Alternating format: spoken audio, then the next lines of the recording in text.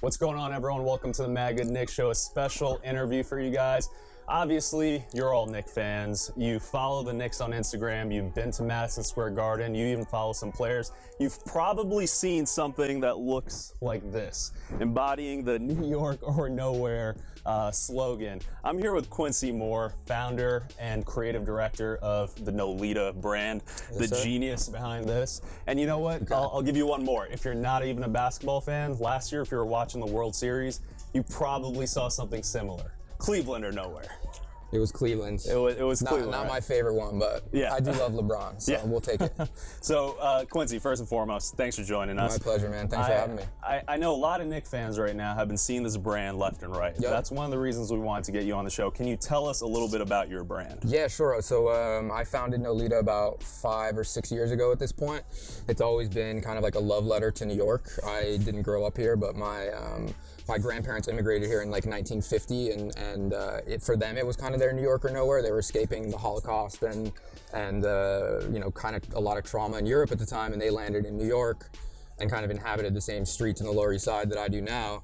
And so I think, you know, even subconsciously that was always running through my veins, and as I was entering my professional career, I wanted to work for myself, and my biggest source of inspiration was New York City. And so that's kind of where Knowlita comes from. It's named after the neighborhood, and a lot of our product focuses on celebrating the city and the people and the places that we love. You obviously have done a lot with this brand. Yep. Very recognizable, especially here in Knicks Nation, especially when fans come to the Garden. What was your inspiration for the brand to begin with? For the Knicks stuff or just in general? In general, the Knowlita brand. The streets, like just being outside in New York and, you know, the hustle and bustle and wanting to contribute to that in some way, right? Wanting to be part of the story that is told about New York City, and I figured the best way to do that was to celebrate it. You know, like I was an outsider, I am a transplant, even though my family is from here, and I figured the way that I could sort of impact and infiltrate a world that feels very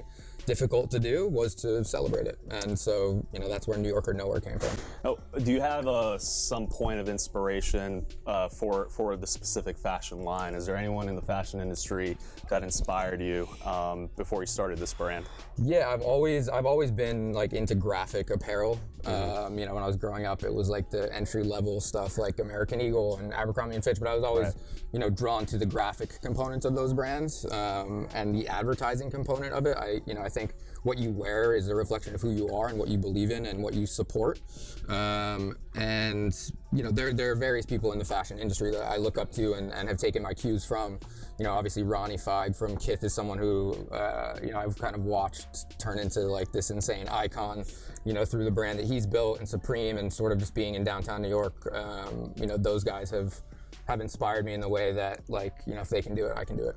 So it's a little bit of an oversaturated market. Everyone out there is trying to start their own clothing line. Yeah. What was how did Knowlita just stand out? I mean, I think it ties back to the connection to place, right? It's like, you know, it's hard to find an item, whether it's like a piece of clothing or a mug or something for your house, that is a tasteful representation of the way that you feel about a place. Like, it's like kind of a pseudo souvenir in a way, right?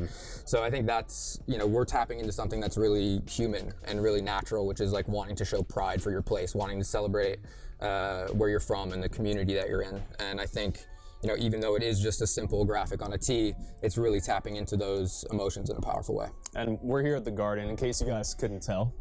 How did this partnership with the Knicks come about? I also want to know about your personal fanhood for the New York Knicks. Decades long.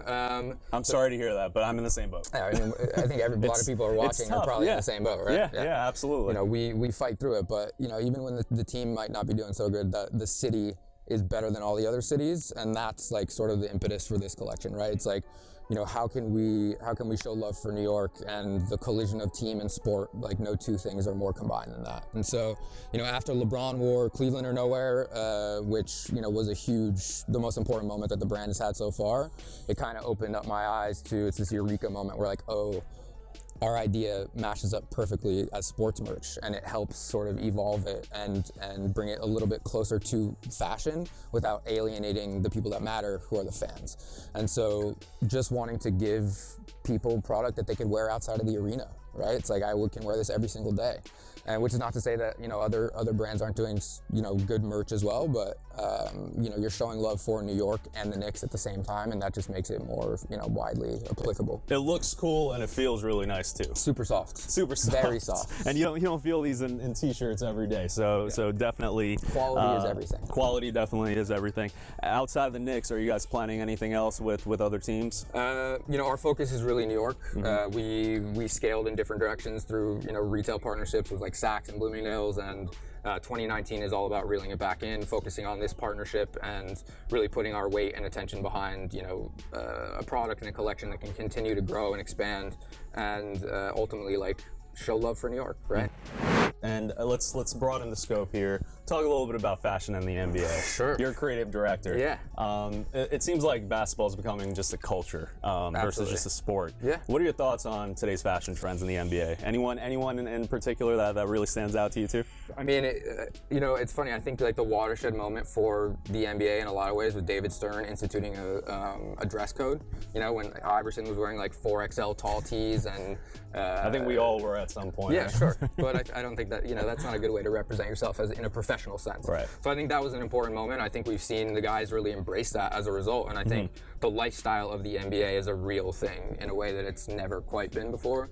And, you know, these dudes are fashion icons, like, in their own right to a larger extent than celebrities are at this point. I think, like, you know, look at what LeBron does. They move the needle for people in a way that, like, very few others can. You know, maybe you're talking about, like, a Jay-Z, a Kanye West, like a Justin Bieber. But besides that, I mean, look at what's happened with us, right? It's like LeBron chose to put us across his chest in front of the entire world, and that, you know, made my life, essentially. So I love it. I think, like, you know, taking cues from those guys feels more accessible and a little bit more authentic.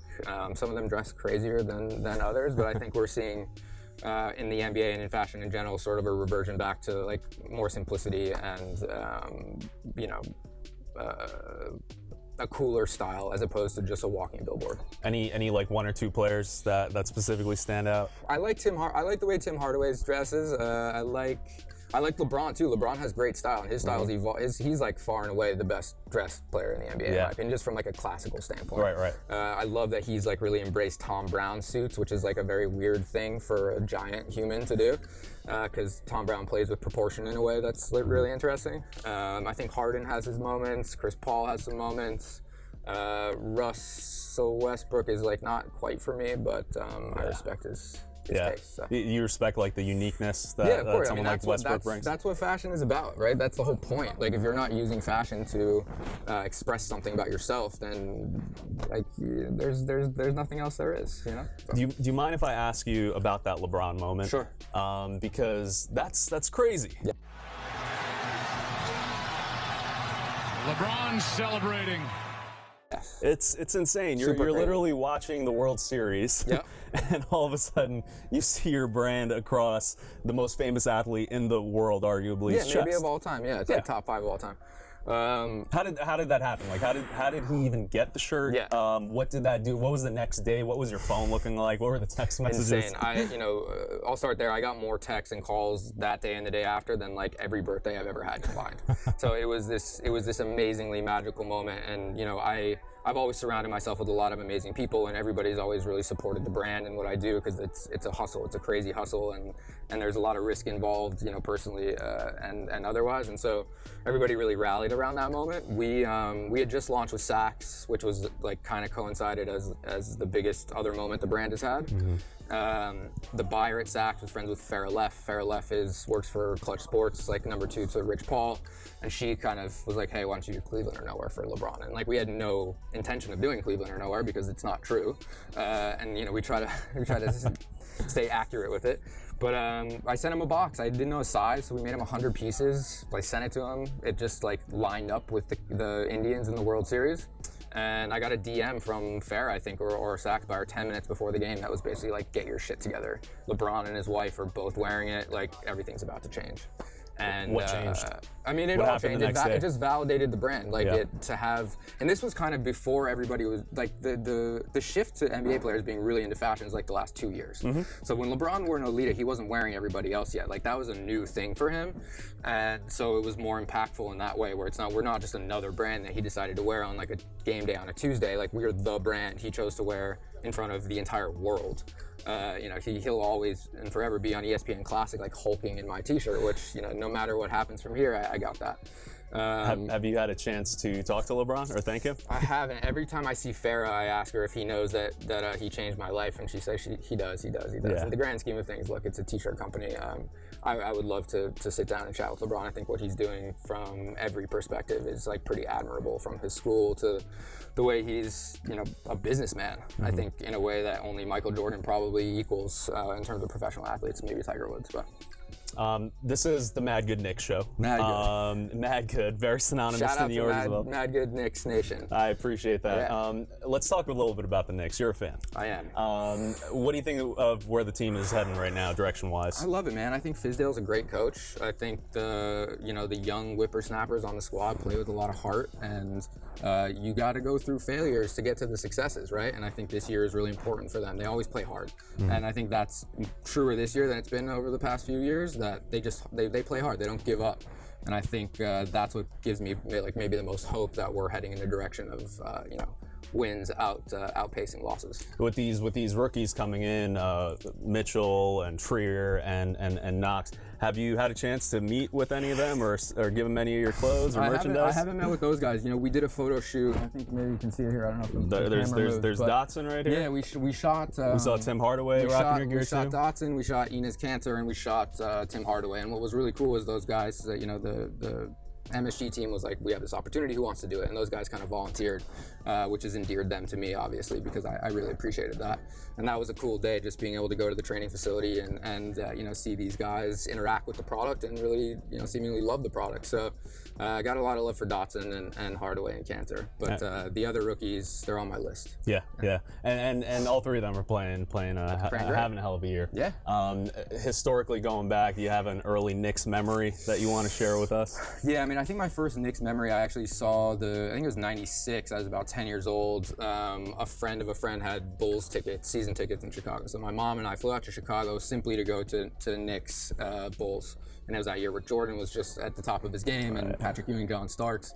So I think that was my first true Knicks memory. And then do you have a favorite player currently and then historically on the Knicks? Definitely John Starks. I think Starks is like, he has this swagger that I really appreciate. He's not like the biggest guy, but he played with a lot of heart. And I think like obviously the dunk is that iconic Knicks moment that I'd be hard pressed to choose a more favorite one for me, maybe other than Jeremy Lin, just for like how he brought the city together. Yeah, right? No, like that was amazing. That's the true power of sports, right? As we all know, is bringing communities together and sort of cheering for something in common.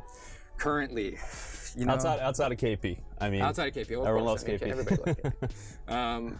I really like Dotson's game. Obviously, he shot with us. I'm a little bit biased, but I think he has a lot of talent and 3-and-D guy. Can shoot the ball really well. He's quick. He's got hustle. I like the way Knox is playing. I like Kanter. I like a lot of the guys on the squad. I think it's a really good group that, is maybe like a Zion and a Durant away from winning a championship or something like that. I don't know.